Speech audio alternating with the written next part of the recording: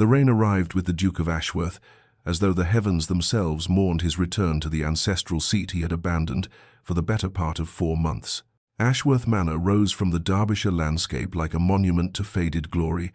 its grey stone walls darker still beneath the weight of autumn's dying breath, its countless windows reflecting nothing but the leaden sky and the skeletal branches of gardens left to wither in deliberate neglect. Adrian Ashworth descended from his carriage with the practiced indifference of a man returning not to a home, but to an obligation, his boots striking the gravel drive with sharp, impatient sounds that scattered the gathering crows from their perches along the western wing. The air tasted of coming winter and regret, though he would not have named the latter, would not have acknowledged that tightness in his chest as anything more than distaste for the damp and the cold. 2 years had passed since his father's debts had shackled him to this place in ways that went beyond mere inheritance. 2 years since he had stood in the chapel and spoken vows to a woman whose name he could barely bring himself to utter, whose face he had scarcely troubled himself to examine on that grey morning when duty demanded he marry the merchant's daughter with her vulgar dowry and her common blood. Eleanor Ashworth, she was called now, though he never used the title, never granted her the dignity of duchess, even in the privacy of his own thoughts. She had been the price of his freedom from his father's gambling debts, the transaction that kept Ashworth Manor from passing into the hands of creditors, and he had paid it with all the grace of a man signing away a piece of his soul. He had left her here, installed her in the East Wing like an artifact too valuable to discard but too shameful to display, and had departed for London within a week of their wedding, returning only when estate business or social obligation demanded his presence. The manor loomed before him now as his butler emerged to greet him, and Adrian felt nothing but the familiar hollowness that had become his constant companion, the sense that he had traded one prison for another and gained nothing but a wife he did not want and could not respect. He moved through the entrance hall with its fading tapestries and portraits of worthier ancestors, barely noticing the servants who bowed and curtsied in his wake, his mind already calculating how soon he might return to London and the life that felt more real than anything these ancient walls contained. It was only as he passed the long gallery that something caught his eye, a movement in the window that overlooked the dying rose garden, a figure in pale blue standing among the thorns and the rain-soaked earth, and for the briefest moment, Adrian Ashworth saw his wife, really saw her, for perhaps the first time since their wedding day, a slender silhouette against the grey autumn sky, and something he could not name stirred in the hollow space behind his ribs before he turned away and continued toward his study, dismissing the vision as he had dismissed everything about Eleanor for 2 long years. Adrian had rehearsed his justifications so many times in the 2 years since his wedding that they had taken on the quality of sacred truth, immutable facts that required no examination and permitted no doubt. Eleanor Pemberton, as she had been before she purchased her way into the Ashworth name with her father's merchant fortune, represented everything his breeding had taught him to disdain: new money earned through trade rather than inherited through generations of noble blood, manners learned from tutors rather than absorbed from birth, a lineage that could be traced back perhaps 2 generations before dissolving into the unremarkable masses of common England. She had been the solution to a problem, nothing more, the key that unlocked the debts his father's weakness had accumulated, and Adrian had turned that key with all the enthusiasm of a man opening his own prison cell. He had avoided her with an artistry born of genuine aversion, timing his arrivals and departures from Ashworth Manor to minimize any possibility of encounter, taking his meals in his study when forced to remain in residence, instructing the household staff to keep the East Wing entirely separate from his own apartments in the western quarters, where his father and grandfather had resided before him. He told himself she had everything she could reasonably desire: a roof over her head, food on her table, servants to attend her needs, and the protection of his name, even if he could not bring himself to offer the dignity of his title. What more could a merchant's daughter expect from a duke who had married her only to save his ancestral home from ruin? He had never presented her to society as his duchess, had attended balls and dinners alone, had allowed his acquaintances to assume his wife remained in the country due to delicate health or personal preference, and when his mother wrote letters inquiring after the Pemberton girl, he responded with terse assurances that she was adequately housed and caused him no trouble. It was on the 3rd day of his current residence at the manor that Adrian encountered Eleanor in the hallway, connecting the main gallery to the library, a chance meeting that neither could avoid without obvious rudeness, and he found himself stopping mid-stride as she did the same, both of them frozen in that awkward ballet of people who share a name but not a life. She curtsied, a small, precise movement that seemed to contain neither resentment nor expectation, and he inclined his head in acknowledgement, his eyes skating across her features without truly seeing them, noting only that she seemed somehow diminished since their wedding day, smaller and quieter, as though she had been fading gradually in the shadows of the east wing, like a portrait left too long in the Sunday, Your Grace, she murmured, her voice barely above a whisper, and he managed a curt, "Madam," before continuing past her, but not before he caught the scent of lavender and something else, something like rain-washed earth, and the entirely unwelcome observation that her gown, though simple and undoubtedly years old, was immaculately maintained and suited her fair coloring in a way he had never troubled himself to notice before. The first crack in Adrian's carefully constructed indifference appeared 3 days into his residence, manifesting not as a dramatic revelation, but as a chance observation that left him standing motionless in the corridor outside the blue drawing room. His hand arrested midway to the door handle as voices drifted through the partially open doorway. They were servants' voices, unmistakably so, but speaking with a warmth and affection that seemed entirely foreign to the stiff formality he had always associated with household staff, and the words that reached his ears made him pause in confusion because they were speaking of Her Grace with something that sounded remarkably like devotion. He had rarely heard the servants mention Eleanor at all during his previous visits,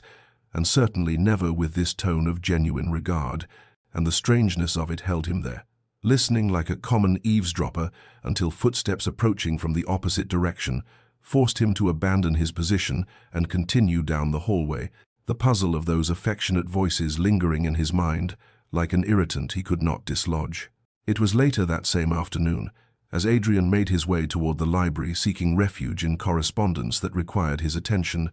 that he witnessed the incident that would fundamentally disturb his assumptions about the woman he had married and abandoned. A young scullery maid came rushing around the corner from the servants' stairs, her face blotched with tears and her apron askew, moving with such heedless speed that she crashed directly into Eleanor, who had been walking in the opposite direction with her characteristic quiet grace. Adrian stopped in the shadows of a doorway, expecting to witness the sort of sharp reprimand that would be entirely appropriate for such carelessness, perhaps even dismissal given the severity of the collision, but instead he watched in mounting astonishment as Eleanor steadied the girl with gentle hands and spoke in a voice so soft he had to strain to hear the words. The maid was sobbing now, apologizing profusely between gasping breaths, and Eleanor guided her to a nearby bench with all the care one might show to an injured child, sitting beside her and taking the girl's work-roughened hands in her own without the slightest hesitation or disgust. The story emerged in fragments. The maid's mother had fallen ill in the village. There was no money for a physician. The fever was worsening, and the girl was terrified she would lose the only family she had left. Eleanor listened with an attention that seemed to encompass the maid's entire being, and when the tale was finished, she did not offer empty platitudes or dismissive comfort, but instead rose with immediate purpose and instructed the girl to return to her duties while Eleanor herself would attend to the matter. Within minutes, Adrian watched from his concealed position as Eleanor dispatched a footman to fetch Dr. Morrison from the village, sent another servant to the still room for medicines, she specified with surprising precision, and wrote out instructions for food and supplies to be delivered to the sick woman's cottage, all accomplished with an efficiency that suggested this was far from the first time she had orchestrated such assistance. The maid departed with tears of gratitude rather than distress, and Eleanor stood alone in the hallway for a moment afterward, her hand pressed briefly to her heart, as though steadying herself before she continued on her way with that same quiet dignity Adrian had noted in their hallway encounter,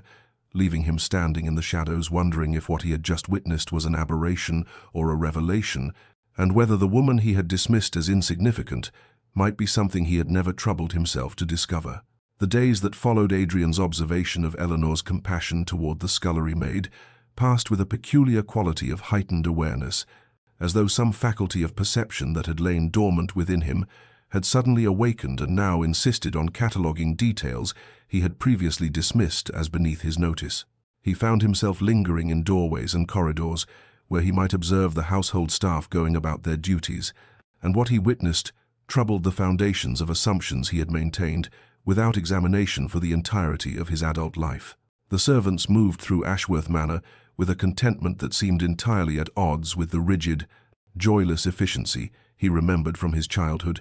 and had always accepted as the natural state of a well-run household. Mrs. Bramwell, the head housekeeper who had served the Ashworth family for 3 decades and whose face Adrian could not recall ever arranging itself into an expression of pleasure, actually smiled as she directed the upstairs maids in their work, and the smile transformed her severe features into something approaching warmth. The footmen no longer moved with the mechanical precision of soldiers at drill, but instead carried themselves with a dignity that suggested they took genuine pride in their service rather than merely enduring it out of necessity. Adrian found himself seeking out his butler, Mr. Hendricks, under the pretense of discussing household accounts and staffing matters, questions he had never before troubled himself to ask directly, and though Hendricks responded with the impeccably neutral deference that his position required, Adrian detected something beneath the surface of those careful answers, a respect that seemed to be directed not toward himself, but toward someone else entirely. When Adrian inquired about the general state of the household, Hendricks replied that the manor had never been better managed, nor the staff more satisfied with their circumstances, and when pressed to elaborate, the butler allowed that Her Grace took a personal interest in the welfare of every member of the household, a statement delivered with such carefully controlled admiration that it spoke volumes about sentiments the man would never directly express. Adrian wandered through sections of the manor he rarely visited, and discovered fresh flowers arranged in the servants' quarters, not the wilted cast-offs from the formal rooms, but vibrant blooms, clearly chosen and placed with care. And passing by the kitchens at an unusual hour, he heard the cook and her assistants singing while they worked, their voices blending in a folk melody that spoke of contentment rather than mere tolerance of labor. The realization settled over him with the weight of an accusation he could not refute. The entire atmosphere of Ashworth Manor had transformed during his prolonged absences. It shifted from the cold formality he had always known into something warmer and more vital. And the architect of this transformation was the woman he had relegated to the shadows of the East Wing and dismissed from his consideration. Adrian made a decision that night, as he sat alone in his study with a glass of brandy growing warm in his hand, a decision that both intrigued and unsettled him in equal measure. He would remain at the manor rather than fleeing to London, as had been his habit, and he would observe more carefully this stranger, who wore his name and had apparently accomplished what he never could, turning a house into something that resembled a home. Adrian's decision to remain at Ashworth Manor rather than fleeing to the familiar diversions of London society meant that he was present on a Tuesday morning when he happened to pass by one of the unused drawing rooms in the East Wing, a room he had always associated with dusty furniture covered in Holland cloth and windows that admitted only grudging light through their coating of grime, but which now seemed transformed by sounds that drew him inexorably toward the partially open door. The voices of children reached his ears first, high and bright with excitement, and then Eleanor's voice responding to them with a patience that seemed infinite as she guided them through what appeared to be a lesson in reading. Adrian positioned himself where he could observe through the gap in the doorway without being seen,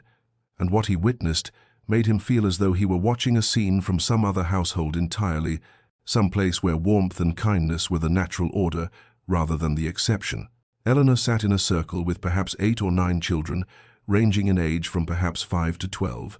all of them dressed in the simple clothing of servants' families, and she held a book open in her lap while the children took turns reading passages aloud with varying degrees of proficiency. Her patience with their struggles was remarkable, the way she would gently correct pronunciation without ever making a child feel ashamed of their mistakes, the way she praised each small success with genuine delight that made the children's faces glow with pride. When one small boy stumbled over a particularly difficult word and looked ready to cry from frustration, Eleanor set the book aside and told them all a story instead, something about a clever fox and a vain peacock that had the children laughing with such uninhibited joy that Adrian felt something shift uncomfortably in his chest. The smallest girl, who could not have been more than 6 years old, climbed into Eleanor's lap with the unself-conscious trust of a child who has never known rejection, and Eleanor wrapped her arms around the child and continued the story while stroking the girl's hair with absent tenderness. When the tale concluded and the children clamored for another, one of the older boys declared with the absolute conviction of childhood that "the Duchess is the kindest lady in all of England," and the others immediately agreed with enthusiastic certainty, and Adrian watched his wife's face soften with an emotion he could not name, but which made her seem suddenly, devastatingly beautiful. This did not match his perception of her at all.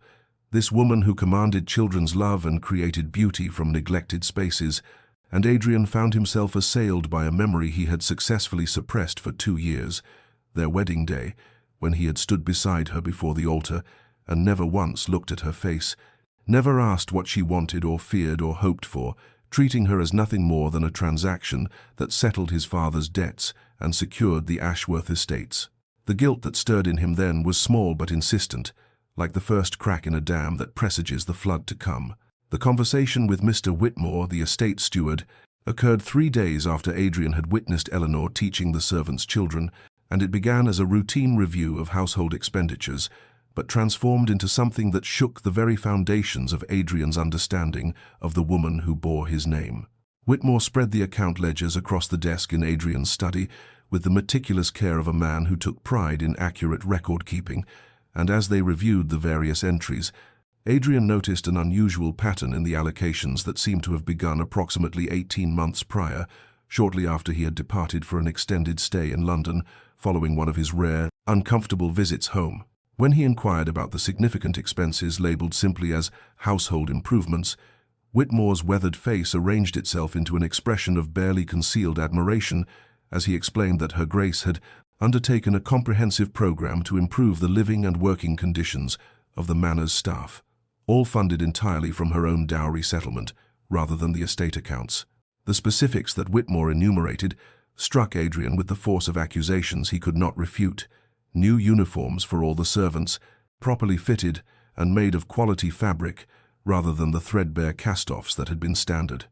Substantial improvements to the staff quarters, including proper heating and repairs that had been neglected for years. Enhanced provisions for the kitchens so that the servants ate as well as their masters.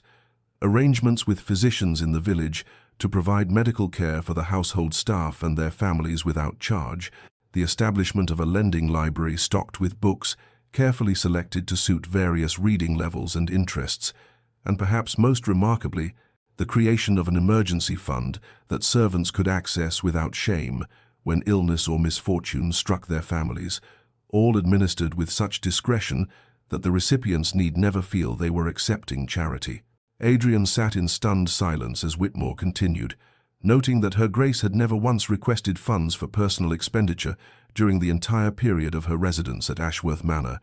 had never asked for new gowns beyond the minimum required for propriety, had expressed no interest in jewels or carriages or any of the luxuries that women of her position typically demanded as their due, and had instead directed every penny of her personal income toward the welfare of others. The steward's voice carried a quiet reproach as he observed that the Duchess possessed a remarkable facility for accounts and estate management, far superior to what one might expect from her background,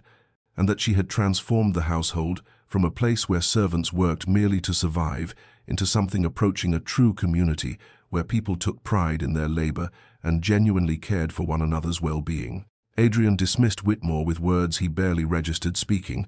and when he was alone again in the study that suddenly felt suffocating in its masculine severity, he found himself confronted by a memory that burned with shame. Himself at a London dinner party 6 months after his marriage, listening to some earl make a joke about merchants' daughters buying their way into noble houses, and Adrian had actually laughed and made some cutting remark about common blood that had earned appreciative chuckles from the assembled company, and he understood now with devastating clarity that Eleanor possessed more true nobility in her smallest gesture than he had demonstrated in his entire privileged, wasteful life. The afternoon sun had emerged from behind the perpetual grey clouds that seemed to brood over Ashworth Manor, and Adrian found himself drawn by some impulse he could not name toward the east gardens those neglected acres that had once been his mother's pride, but which had fallen into picturesque ruin after her departure, overgrown with ivy and brambles that swallowed the old stone paths and classical statuary until the whole resembled some romantic painting of melancholy decay. What he discovered there arrested him completely, for Eleanor knelt in the dirt among a group of gardeners, her hands working soil alongside theirs with no consciousness of her station, her simple day dress already stained with earth, and her hair escaping from its pins to fall in dark tendrils around her face as she directed the planting of what appeared to be an extensive herb garden, laid out with surprising precision and design. She was explaining something about the medicinal properties of various plants to old Thomas, the head gardener who had served the estate for 40 years, and Adrian was astonished to hear the depth of her knowledge as she discussed the cultivation of feverfew for headaches, the proper harvesting of chamomile, the uses of comfrey for healing wounds, speaking with the confidence of someone who had studied these matters seriously rather than as a genteel accomplishment. Thomas listened with obvious respect, occasionally asking questions that Eleanor answered with patient thoroughness, and Adrian found himself moving closer despite his intention to observe from a distance, his boots crunching on the gravel path and announcing his presence to the small group of workers who immediately began to rise and bow. Eleanor looked up at him with an expression he could not quite read, wariness mixed with something else, and perhaps surprise that he had ventured into this part of the grounds that he had so clearly ceded to her domain, and she rose gracefully, despite the dirt on her hands and the disarray of her appearance, meeting his gaze with a directness that was neither defiant nor submissive, but simply honest. He found himself asking about her work here, actually asking rather than commanding or dismissing, and her voice, when she responded, carried a soft quality that somehow also conveyed absolute confidence, as she explained her plan to create a medicinal garden that would supply the village with remedies for common ailments, reducing their dependence on expensive physicians for minor complaints, while teaching the local women to recognize and use healing herbs themselves. She did not grovel or seek his approval in her explanation, did not perform the elaborate deference he had always assumed was his due, but instead spoke to him as one reasonable person to another, describing her careful research into which plants would thrive in their soil and climate, her correspondence with an apothecary in London who had advised her on cultivation techniques, her vision for sharing this knowledge with those who needed it most. Adrian realized with a jolt of recognition that in 2 years of marriage he had never actually spoken to her, had only ever spoken at her during their few necessary interactions, issuing instructions or making dismissive comments, but never engaging in genuine conversation, never asking her thoughts or listening to her words as though they mattered. Standing there in the garden with the afternoon light, catching the auburn highlights in her hair and illuminating the intelligence in her eyes, he saw her properly for the first time, not as the merchant's daughter who had purchased her way into his title, not as the shameful necessity he had tried to hide, but as a woman of remarkable capability and quiet strength who had taken the cold neglect he had offered her and transformed it into something beautiful and useful for others. That night Adrian could not sleep, could not even pretend to rest, and he found himself pacing the length of his chambers like some caged animal confronting the bars of its own making, his mind churning with memories that arrived with the relentless precision of an executioner's blade, each one a small death of the man he had believed himself to be. He remembered the wedding with excruciating clarity now, how he had stood beside Eleanor at the altar and spoken his vows while looking somewhere past her left shoulder, refusing to meet her eyes, as though direct acknowledgement might somehow make the humiliation more complete,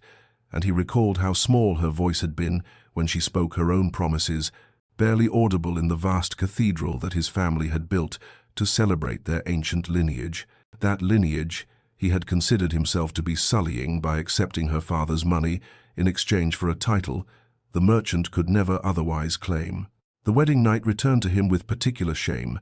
how he had escorted Eleanor to the Duchess's chambers that had been prepared for her, had made some cold pronouncement about her comfort being adequately provided for,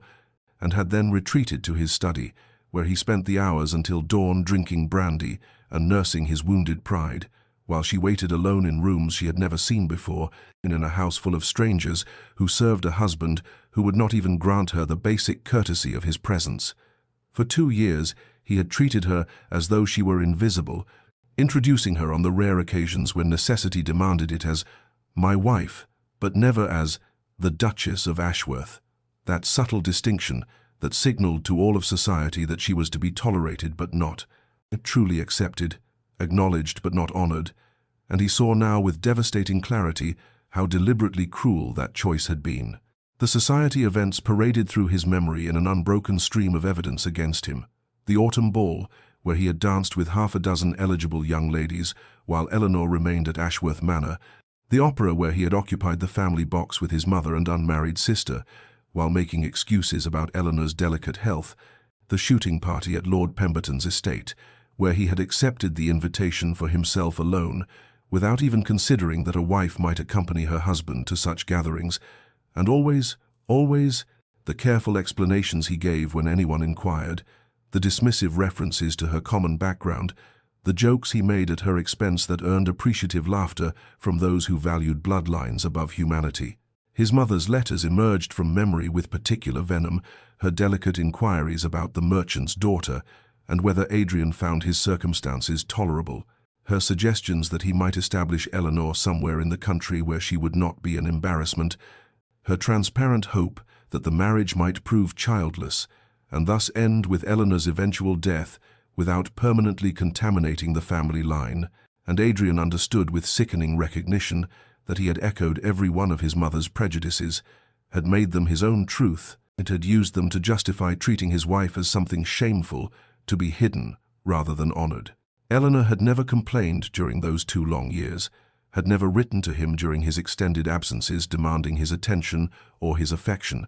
had never appeared at his door in London, insisting on her rights as his duchess, had never done anything except exist quietly in the space he had allocated to her, while he lived his life as though she were merely some uncomfortable obligation he had discharged and could now forget, and he realized now that her silence had not been acceptance, but rather the quiet dignity of someone who refused to beg for what should have been freely given. She had simply taken the cold neglect he offered and transformed it into something luminous and good, had become in truth what he had only ever been by accident of birth,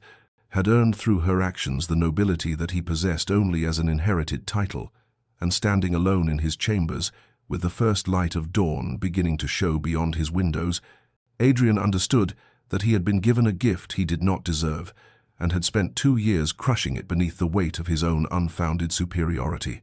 The following morning, Adrian appeared in the small breakfast room where Eleanor took her meals, a space he had never before entered during their 2 years of marriage, and the surprise that crossed her face when he greeted her and asked if he might join her was so complete that it pierced him with fresh shame, for clearly she had grown so accustomed to his absence that his presence now seemed an intrusion into the separate life she had built within the walls of his own house. He attempted conversation, asking after her plans for the day, inquiring about the progress of the medicinal garden, making what he hoped were thoughtful comments about the work he had witnessed, but his words emerged stilted and formal, as though he were speaking to a stranger at some tedious social obligation, rather than to the woman who bore his name and lived under his roof. Eleanor responded with perfect courtesy, her answers complete enough to avoid rudeness, but brief enough to discourage further exchange, and he could see in the careful neutrality of her expression that she had erected defenses against him, walls built stone by stone during the long months of his neglect, fortifications that would not be breached by a few awkward pleasantries over toast and tea. She told him about her plans to expand the children's school, mentioned in passing that she had corresponded with a botanist in Edinburgh about certain rare herbs, noted that the village women had expressed interest in learning more about medicinal preparations, but she volunteered nothing beyond the bare facts of her activities, offering no glimpse into her thoughts or feelings about this work that so clearly consumed her passion and energy. Adrian found himself growing frustrated with the very barrier he had constructed, wanting to demand that she speak to him with the warmth and animation he had witnessed when she addressed the gardeners or taught the children, yet understanding with bitter clarity that he had forfeited any right to such intimacy through his own deliberate cruelty. Days passed in this uncomfortable pattern, Adrian seeking Eleanor's company with increasing frequency, while she remained politely distant, answering his questions but never asking any of her own, never inquiring about his business in London or his plans for the estate, never showing the slightest curiosity about his life or his thoughts, and he realized with a shock of recognition that she had learned not to care about him and had trained herself out of whatever natural interest a wife might take in her husband's affairs, because he had made abundantly clear that her interest was unwelcome and her opinions worthless. She never asked him for anything, never requested his presence at some event she had planned, or his opinion on some decision she faced, never sought his approval for the projects she undertook, or his assistance with the challenges she encountered, and he understood that this independence, which might in another context have seemed admirable, was in truth the saddest testament to his failure, for Eleanor had built a complete life at Ashworth Manor that simply did not include him, except as a distant landlord whose permission she had learned she did not need. He was a stranger in his own home, walking corridors that Eleanor had filled with purpose and warmth, passing servants who looked to her for guidance and protection, observing the transformation she had wrought in every corner of the estate, while remaining himself utterly peripheral to it all, and the knowledge that she had made the manor into a true home for everyone except him settled over his heart, like winter frost over dying flowers. The illness arrived in the village like some malevolent fog rolling in from the marshlands, first claiming old Thomas the blacksmith's youngest grandchild, then spreading through 3 cottages on the eastern edge of the settlement before anyone understood the danger they faced, and by the time word reached Ashworth Manor, the fever had taken hold of nearly 24 souls, with more falling sick by the hour. Adrian learned of it from his steward during their morning meeting, the man's worried report barely finished, before Eleanor appeared in the doorway of the study without knocking, her face pale but composed, already dressed in her plainest gown, with her hair pulled back severely, as though she were preparing for battle rather than social calls, and she spoke with a quiet authority that brooked no discussion about needing the carriage immediately, about mobilizing the household's medical supplies, about sending riders to fetch physicians from the neighboring estates and the apothecary from the market town. Adrian watched her transform before his eyes into something formidable and fierce. This woman he had dismissed as meek and insignificant, now issuing commands with the precision of a general marshalling troops, and within the hour she had organized a small army of servants, loading wagons with blankets and medicines and food, had dispatched messengers in 4 directions with requests for assistance, had converted the largest wagon into a mobile sick room, stocked with everything she deemed necessary for treating the afflicted. It was only when she climbed into the driver's seat of that wagon herself, taking up the reins with hands that showed she knew well how to manage a team, that Adrian found his voice and his authority, stepping forward to forbid her in tones that had made hardened soldiers quail during his brief military service, telling her that she would absolutely not expose herself to such danger, that he would send servants to provide whatever care was needed, but she would remain safely at the manor. Eleanor looked down at him from her perch on the wagon seat, and in her eyes he saw something he had never witnessed there before, a core of absolute steel beneath the gentleness, a strength that made his commands seem like the petulant demands of a child trying to assert control he had long since forfeited. And when she spoke, her voice was soft as always, but carried the weight of irrefutable truth. "These people are my responsibility, Your Grace, mine in ways you have never understood or acknowledged, and I am Duchess of Ashworth whether you have chosen to recognize it or not." The words struck him like physical blows, each one a reminder of his failure, and before he could formulate a response, she had set the horses in motion, the wagon rolling down the drive, while he stood watching in impotent fury that was really fear, terrible consuming fear, that he might lose her to this illness before he had any chance to make amends for the years he had wasted. And without conscious decision, he found himself calling for his own horse, following the dust cloud of her wagon toward the village, while his mind conjured every nightmare scenario of Eleanor lying fever-sick and dying while he stood helpless beside her,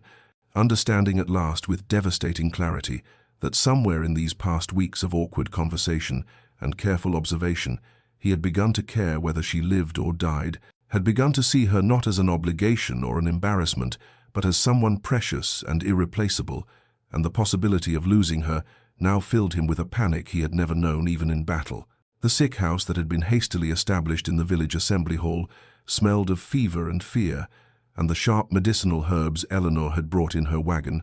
and Adrian found himself following her through that dim space, as though she were a general and he merely a foot soldier awaiting orders, watching as she moved from pallet to pallet with a calm efficiency that revealed both extensive knowledge and genuine compassion for the suffering souls who reached for her hands with desperate gratitude. She did not flinch from the hardest tasks, the most unpleasant necessities of caring for the desperately ill, bathing fevered bodies and cleaning soiled linens and holding basins for those too weak to manage alone,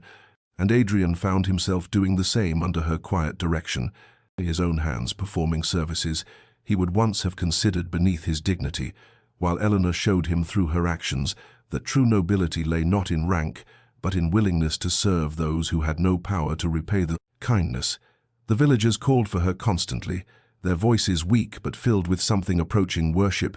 and he heard an old woman whose gnarled hands clutched Eleanor's sleeve whisper, "Our angel," with such fervent belief that he understood these people had long ago given Eleanor the honor and respect he had withheld, and recognized in her what his prejudice had blinded him to seeing. Hours blurred together in that makeshift hospital, marked only by the rhythm of Eleanor's instructions as she taught him to prepare her herbal remedies, to recognize the signs of crisis in a fever patient, to offer water in small, careful sips to those too weak to drink on their own, and in the strange intimacy of shared purpose, Adrian discovered a connection to his wife he had never imagined possible, their hands working in concert to ease suffering and preserve life. There came a moment when they both reached for the same bottle of medicine, their fingers touching in the dim lamplight, and both froze in sudden awareness of each other, not as duke and merchant's daughter, not as disappointed husband and neglected wife, but simply as two people laboring together toward a common good, and in Eleanor's eyes he saw a flicker of something softer than the steel that had commanded him to stay away, perhaps a tentative recognition that he was trying to be better than he had been. The barrier between them seemed to thin in that endless night of tending the sick, each small collaboration building upon the last, until they moved together with an almost practiced ease, Adrian anticipating what Eleanor would need before she asked, Eleanor trusting him with tasks that required both skill and compassion, and when dawn finally broke over the village and Eleanor declared that the worst of the crisis had passed, that no more had died during the night, and several showed signs of recovering, they rode back to the manor together in exhausted silence that felt less like estrangement and more like the comfortable quiet of soldiers who had survived battle side by side, both too weary for words, but bound together by what they had shared in ways that awkward breakfast conversations could never have achieved. They sat in the drawing room as the first pale light of dawn crept through the windows, neither having changed from their soiled clothes or washed the stains of the sick house from their hands, too exhausted to observe the proprieties that had governed their separate existences for 2 years,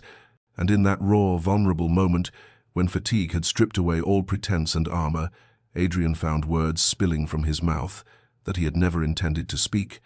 an apology that began as careful phrases but broke apart into something far more honest and desperate as he tried to articulate the shame that had been building in him for weeks. He told her he was sorry, inadequate words that could never encompass the magnitude of his cruelty,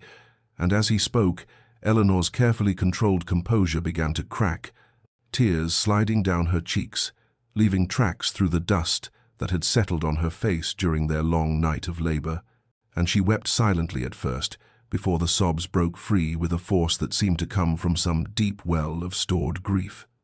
"I thought I could earn your respect," she whispered when she could speak again, her voice raw with pain that made Adrian's chest constrict with the knowledge that he had caused this suffering. "I thought if I proved myself worthy enough,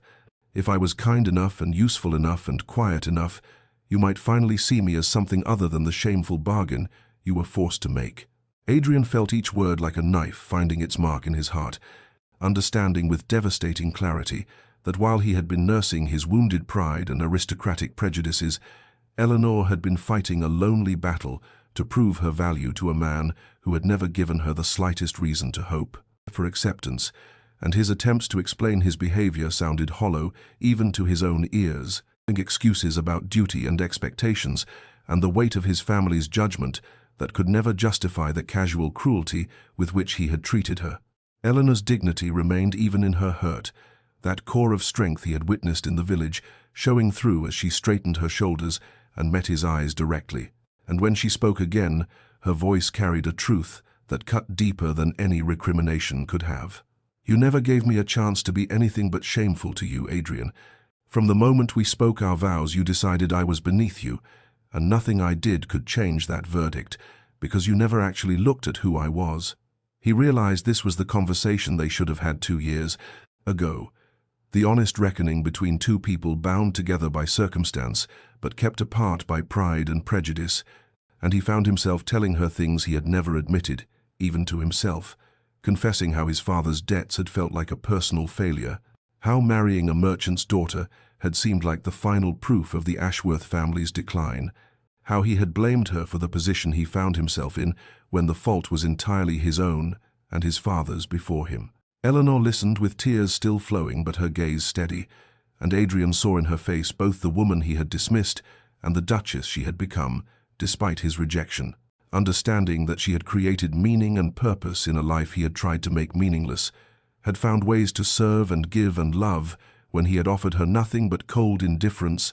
and the realization of how much he had missed, how much richness he had sacrificed on the altar of his own stubborn pride, filled him with a grief that matched her own. The weeks that followed their dawn conversation moved with the slow, tentative rhythm of spring awakening after a long winter, and Adrian found himself asking Eleanor each morning if he might join her in whatever work she had planned for the day,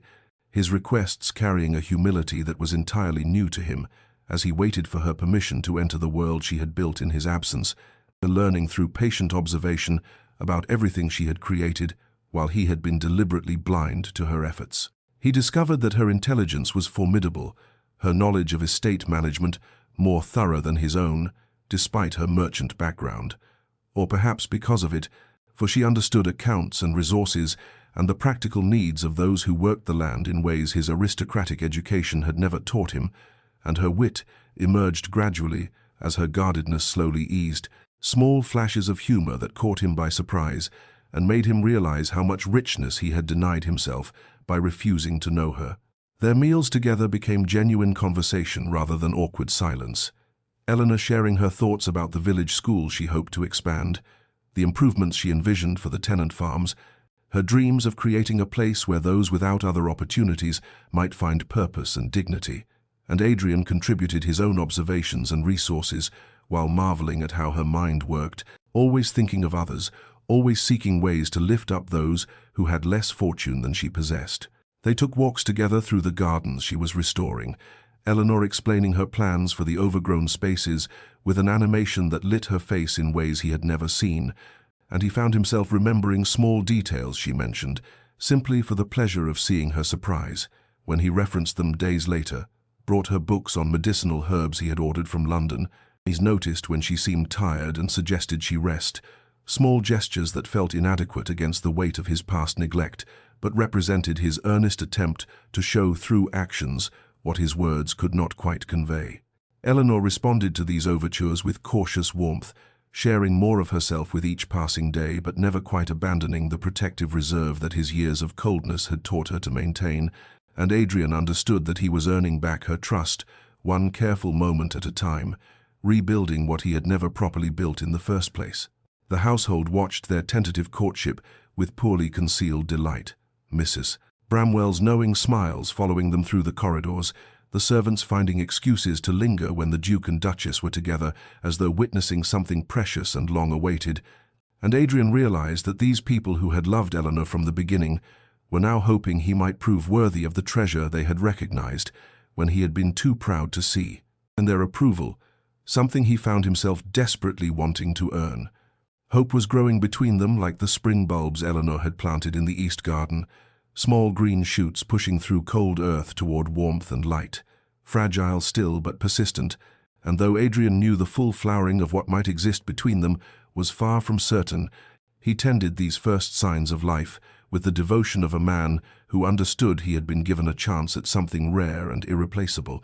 something he would spend whatever time remained to him proving he deserved. Adrian made his announcement over breakfast one morning in early summer, when the gardens Eleanor had restored were beginning to bloom in earnest. His declaration that he intended to host a ball at Ashworth Manor, landing between them with the weight of something momentous, and he watched Eleanor's face carefully as he explained that she would be presented to society properly, formally, as the Duchess of Ashworth in the way she should have been 2 years earlier, when their marriage had been a shameful secret. he kept hidden from his peers. Fear flickered across her features before she could mask it, that old uncertainty rising in her eyes as she asked quietly whether he was certain this was wise, whether exposing her to the scrutiny of the ton might not bring him more embarrassment than honor. And Adrian felt his heart contract at the realization that she still saw herself through the lens of his old prejudices, still believed on some level that she was the shameful bargain he had once named her. He reached across the table to take her hand, a gesture that still felt new enough to make them both acutely aware of the contact, and told her with a fierceness that surprised them both that he was determined to honor her publicly and to claim her before all of society as his duchess and his wife, to correct the grievous wrong he had done her by hiding her away as though she were something to be ashamed of rather than celebrated. The preparations began immediately, Adrian insisting that Eleanor have new gowns made by the finest modiste in London, that the ballroom be restored to its former glory, that every detail reflect the importance of the occasion, and he watched Eleanor move through these arrangements with a mixture of excitement and trepidation that made him wish he could shield her from the judgment he knew awaited, while simultaneously understanding that this trial by society was necessary for her to truly claim her place as Duchess of Ashworth. His mother arrived 3 days before the ball, her carriage rolling up to the manor with the same imperious authority she had always wielded, and Adrian steeled himself for the confrontation he knew was coming, as the Dowager Duchess swept into the drawing-room with her familiar expression of aristocratic disdain already firmly in place. She wasted no time in expressing her disapproval of the entire venture, her words dripping with contempt as she demanded to know why Adrian was suddenly parading his merchant bride before society, after having had the good sense to keep her hidden for 2 years, and something in Adrian snapped at hearing Eleanor described in those terms. His defense of his wife emerging with a force that shocked his mother into silence as he told her that Eleanor was worth 10 of any woman she had ever pushed at him, that she possessed more true nobility in her smallest gesture than most of the ton could claim in their entire pedigrees, that he would not tolerate anyone, not even his own mother, speaking of her with anything less than the utmost respect. The dowager stared at her son as though seeing a stranger, her shock visible in the way her mouth opened and closed without sound, and neither of them noticed Eleanor standing in the doorway where she had come upon this scene. Her hand pressed to her heart as she listened to Adrian defend her with a passion that told her more clearly than any private words could have that his transformation was real and complete and unshakable, that he had truly chosen her over the prejudices of his class and the expectations of his family. And in that moment, something in her that had remained guarded and uncertain finally began to believe that the hope growing between them might actually be allowed to bloom. Eleanor descended the grand staircase on the evening of the ball like something from a dream Adrian had never dared to have, her gown of emerald silk catching the candlelight and transforming her into a vision that stole the breath from his lungs as he stood at the bottom of the stairs, waiting for her. And he realized with a shock of recognition that he had never truly seen his wife before this moment, had never allowed himself to notice the graceful line of her neck, the quiet elegance in how she carried herself, the way her dark hair had been arranged to reveal the delicate bones of her face that he had been too blind and too prejudiced to appreciate. She paused halfway down the stairs, her hand trembling slightly on the banister, and their eyes met across the distance with an intensity that spoke of all the weeks of tentative rebuilding between them, all the hope and fear and fragile trust they had been nurturing, like gardeners tending precious seedlings, and Adrian extended his hand to her as she reached the bottom step, tucking her fingers into the crook of his arm with a possessiveness that was entirely new, as he told her in a voice rough with emotion that she was breathtaking and that she had always been beautiful, and he had been a fool not to see it. He led her into the ballroom with his head held high and his chest swelling with pride that felt both foreign and entirely right. Feeling the weight of society's collective gaze fall upon them as they entered together, the whispers starting immediately like wind through dry leaves, as the assembled nobility took in the sight of the Duke of Ashworth with the wife he had hidden away for 2 years, their eyes sharp with curiosity and judgment, and barely concealed contempt. Adrian raised his hand for silence, his voice carrying across the ballroom with an authority that came not from his title but from absolute conviction as he made his formal introduction, proclaiming Eleanor as his wife and the Duchess of Ashworth, in words that left no room for doubt or qualification, and he watched the faces of his peers as they processed this public acknowledgement of a woman most had assumed would remain a shameful secret forever. Their first dance together was a revelation of physical closeness after years of careful distance.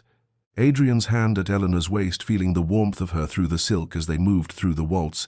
their bodies finding a rhythm together that seemed to echo the tentative harmony they had been building in their daily lives, and he leaned close to whisper compliments that made color rise in her cheeks and told her that every man in the room envied him, that she moved with more grace than any woman he had ever partnered. Eleanor's responses were shy but genuine, her earlier fear giving way to something that looked almost like happiness as she allowed herself to believe in this moment,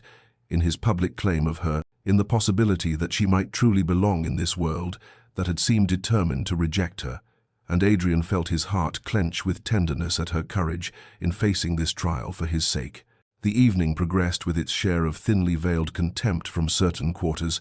Lord Pemberton making a comment about merchants' daughters playing at nobility that carried clearly across the refreshment table, and Adrian's response was immediate and devastating, his public rebuke delivered in a tone of ice, as he informed Pemberton that his wife possessed more true nobility in her smallest finger than Pemberton had in his entire overfed body, that anyone who could not show her the respect she deserved would no longer be welcome at Ashworth Manor or considered a friend of his. The silence that followed his words was absolute and electric, society watching with bated breath as the Duke of Ashworth chose his merchant bride over the approval of his class,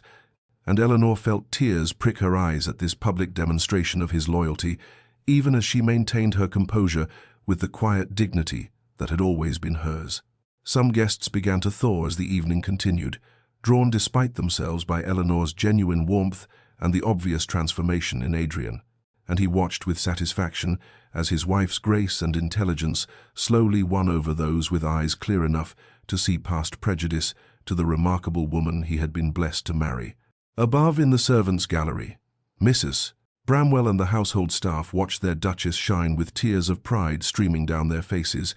their joy at seeing her finally honored in the way she deserved more precious to Adrian than any approval from the ton, and he looked up once during the evening to catch Mrs.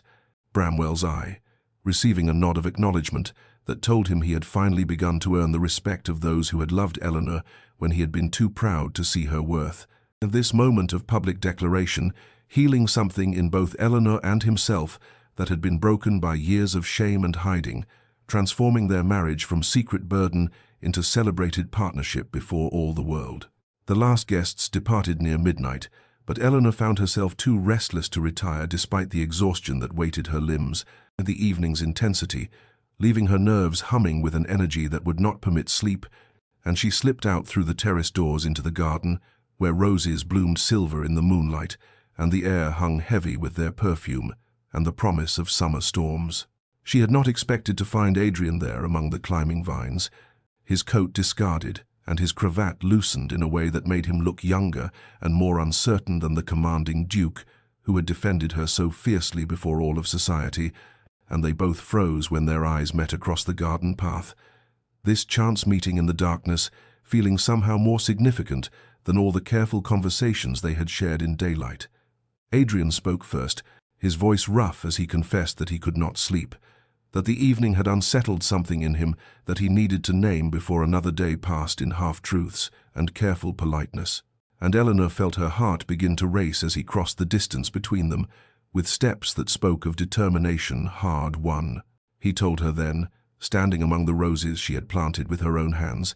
that he was falling in love with his own wife, that he had been falling for weeks now without fully admitting it to himself,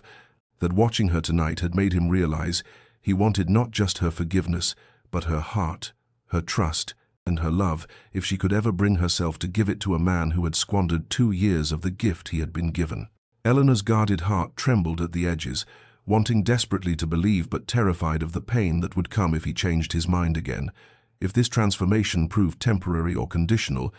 and she asked him in a voice that shook with vulnerability how she could trust this, how she could believe he would not wake one morning and regret her all over again, and regret the merchant's daughter who had bought her way into his life.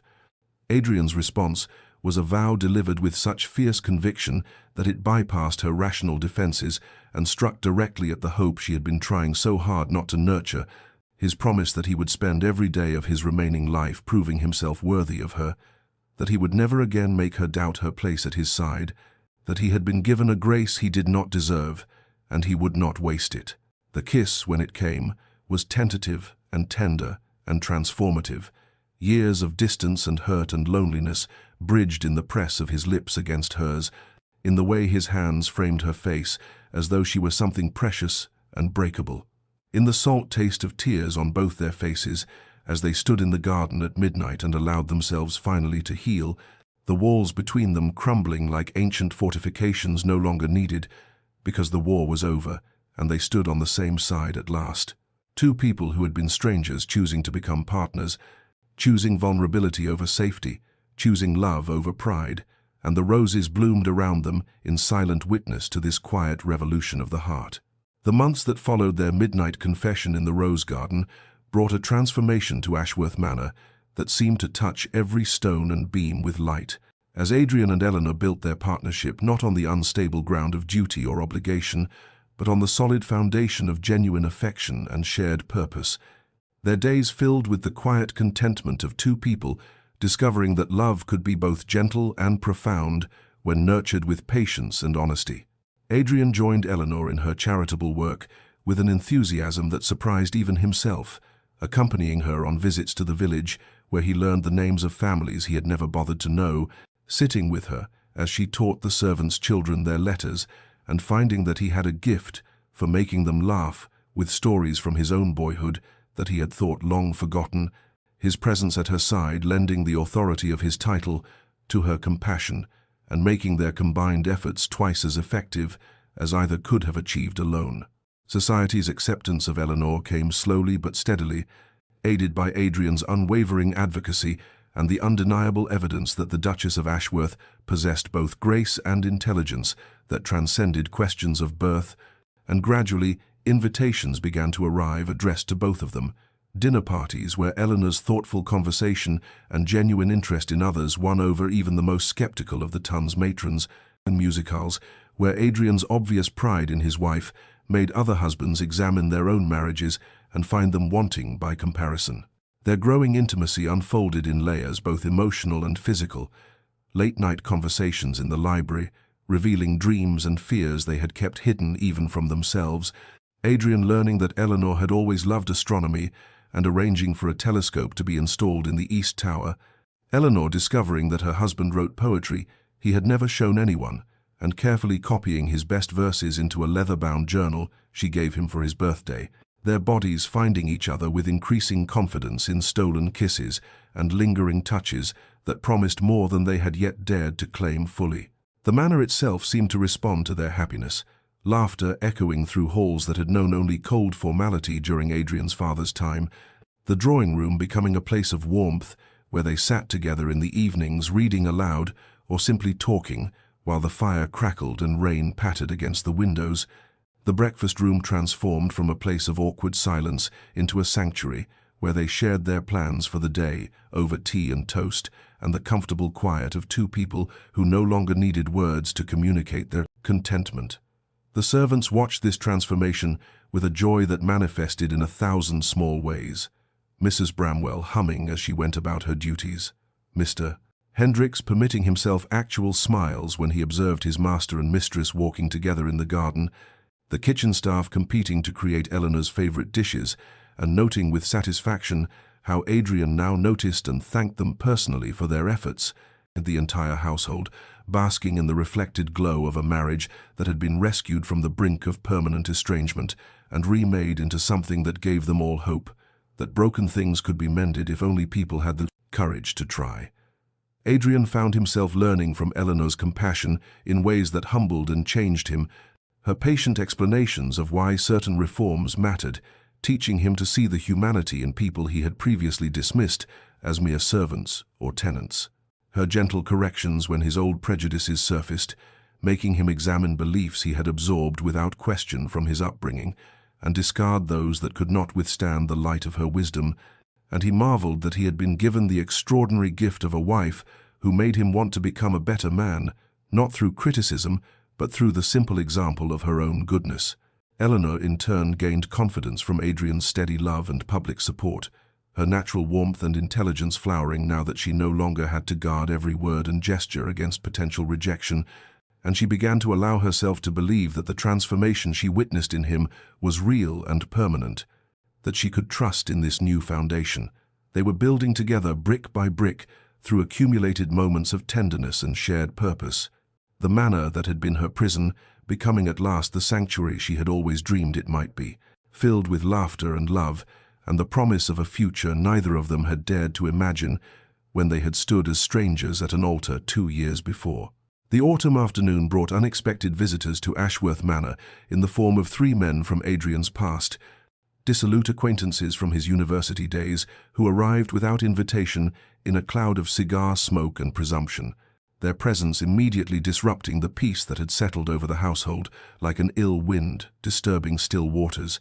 and Adrian felt the old life reaching for him with grasping fingers as Lord Wetherby, Sir Marcus Thorne, and the Honourable Julian Pembroke swept into his study with the casual arrogance of men who had never learned that their welcome might expire. They spoke of Eleanor within minutes, their crude comments about the merchant's daughter delivered with nudges and knowing smirks, assumptions woven through every word that Adrian of course shared their views, that his marriage was merely a financial transaction he endured with appropriate disdain, their laughter ringing hollow in a room that had become sacred to him through hours spent there with his wife, discussing estate matters and charitable projects. And Adrian felt something fierce and protective rise in his chest that had nothing to do with duty and everything to do with love. Wetherby made a particularly vulgar jest about the advantages of wives who knew their place and expected nothing beyond their keep, his words slurring slightly from the brandy he had consumed before noon, and Adrian found himself standing abruptly, his voice cutting through their laughter with a coldness that made all 3 men fall silent in surprise at the transformation they witnessed in their old companion. He told them in words that left no room for misunderstanding that Eleanor was the finest person he had ever known, that her compassion and intelligence exceeded anything their collective nobility of birth had produced, that he would not tolerate her name, spoken with anything less than the utmost respect under his roof or anywhere else their paths might cross. His rejection of their assumptions absolute and unequivocal, and the stunned silence that followed his declaration, stretched taut as a bowstring, before Thorne recovered enough to laugh uncertainly and suggest that marriage had made Adrian soft. What Adrian did not know was that Eleanor had returned early from the village and now stood in the hallway outside the study door, her hand pressed to her mouth as she listened to her husband defend her with a ferocity that finally shattered the last fragments of doubt that had lingered in the corners of her heart, despite all the tenderness of recent months. This public choice between his old life and their new one, laying bare the depth of his transformation in a way that private words never could. The confrontation escalated as Pembroke suggested that Adrian was throwing away good fellowship for a woman who would never truly belong in their world, his tone pitying in a way that made Adrian's hands clench at his sides, and when he ordered them to leave his home immediately, choosing Eleanor over companions he had known since boyhood, without a moment's hesitation. Their departure was marked by disgust and disbelief, doors slamming and horses' hooves clattering on the drive as they fled back to London to spread tales of how thoroughly the Duke of Ashworth had been domesticated by his common wife. Eleanor entered the study as soon as they were gone, crossing the space between them without a word, and Adrian turned to find her there with tears streaming down her face and something luminous and trusting shining in her eyes that made his breath catch. Her complete trust finally given without reservation or guardedness, and when she reached for him, he gathered her close and felt the final wall between them dissolve like morning mist beneath the sun, 2 people who had been strangers becoming at last the partners they were always meant to be. And that night, when he carried her to the bedchamber they had never truly shared, their marriage was consummated, not in duty or obligation, but in love, freely given and gratefully received, the physical union sealing an emotional bond that had been forged through patience and courage and the willingness to become better than they had been. And Eleanor fell asleep in her husband's arms, knowing with absolute certainty that she was cherished, valued, loved beyond measure. The merchant's daughter, who had become a duchess, finding that she had gained something far more precious than a title she had gained, a true partner who would stand beside her against the world's judgment and choose her every time, without hesitation or regret. 2 years passed like pages turning in a beloved book, and spring arrived at Ashworth Manor with a gentleness that seemed to bless every blossom and blade of grass, the estate flourishing under Eleanor and Adrian's joint stewardship in ways that transformed not only the physical property, but the very souls of all who lived and worked there. The village thriving with new cottages built to replace crumbling hovels, a proper school established where the children learned trades alongside their letters, and a lending system that allowed families to improve their circumstances without the crushing weight of usurious debt that had plagued them for generations. Eleanor moved through the manor's sun-filled rooms with the serene grace of a woman utterly secure in her place and purpose, her condition evident now in the gentle swell of her body that carried their first child, a daughter they would name Catherine after Eleanor's mother, and Adrian watched his wife with a wonder that had not diminished but rather deepened with time, marveling that he had been granted the extraordinary privilege of sharing his life with someone whose goodness made him want to be worthy of her every single day. Society had come around gradually but thoroughly to respecting the Duchess of Ashworth, her intelligence and genuine compassion winning over even the most entrenched skeptics, and invitations now arrived regularly, requesting their presence or their patronage, other noble families quietly approaching Adrian to ask how he and Eleanor had managed to reform their estate's practices without sacrificing profits, discovering to their surprise that treating people with dignity and fairness actually improved productivity and loyalty in ways that cruelty and neglect never could. The manor itself had been transformed from the cold mausoleum of Adrian's childhood into a true home filled with light and laughter, every room touched by Eleanor's warmth and Adrian's growing capacity for joy, the servants no longer merely content but genuinely prosperous and loyal, their children educated and healthy,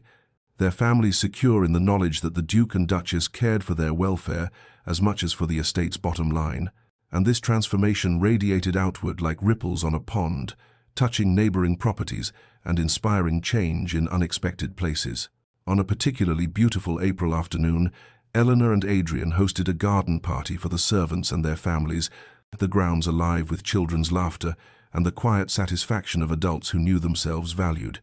And Adrian stood watching his wife move among the guests with a grace that needed no title to make it noble, her hand resting unconsciously on her rounded belly as she listened with genuine interest to old Mrs. Hendricks describe her grandson's progress in the village school, and he felt gratitude wash over him so powerfully that his eyes burned with unshed tears at the recognition of how close he had come to destroying the best thing that had ever happened to him through his own pride and prejudice. Eleanor found him standing alone beneath the ancient oak tree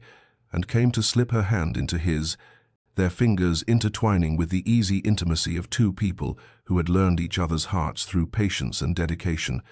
And when he whispered that she had saved him from becoming the worst version of himself, she turned to meet his eyes and replied with the simple truth that had become the foundation of their partnership, telling him softly that they had saved each other, that love was not one person rescuing another, but two people choosing daily to build something beautiful together from the broken pieces of what might have been. And in her words, he heard the echo of every morning they had shared, every challenge they had faced as partners,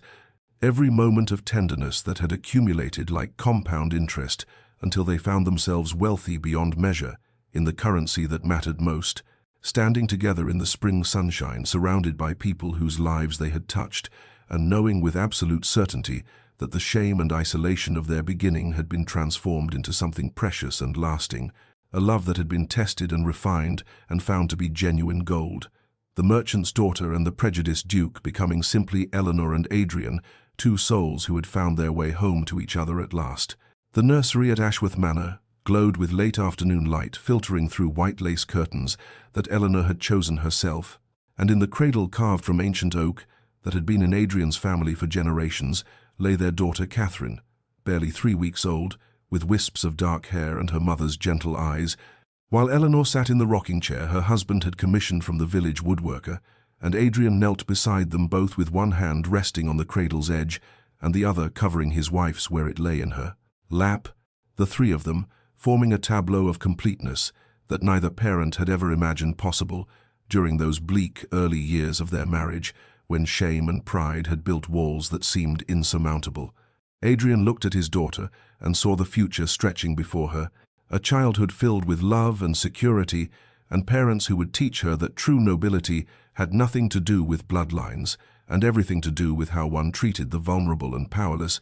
And when he lifted his gaze to Eleanor's face, he found her watching him with that soft expression that still made his breath catch even after years of earning her trust. The merchant's daughter, who had become the finest duchess England had ever known, not through birth, but through the content of her character. And he marveled at the journey they had traveled together, from strangers bound by financial necessity to soulmates who had chosen each other again and again through every test and trial. Eleanor reached to touch his cheek with gentle fingers, reading in his expression the wonder and gratitude that had become his constant companions, and she thought of the frightened young woman who had arrived at this manor 4 years ago, expecting nothing and finding even less,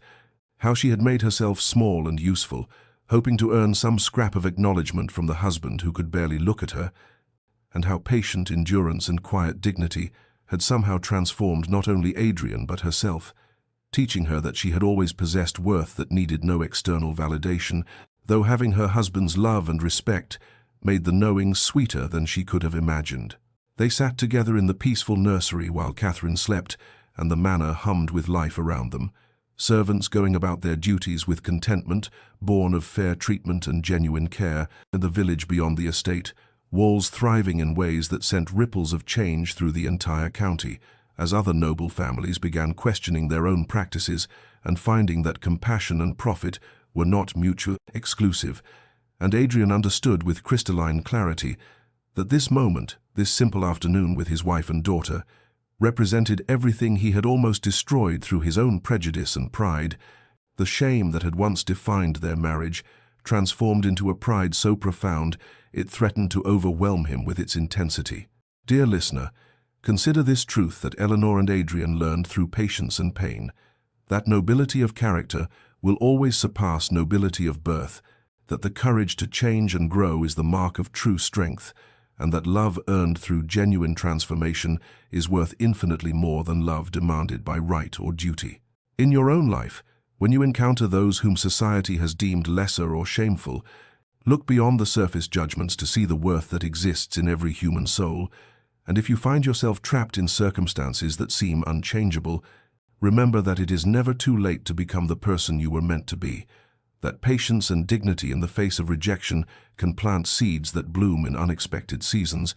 and that the walls we build to protect our pride often become the prisons that prevent our happiness. May you find the courage to love truly and be loved in return. May you learn to value character over pedigree and compassion over tradition, and may you rest peacefully tonight, knowing that your worth is not determined by others' recognition, but by the kindness you bring into the world and the love you nurture in your own heart.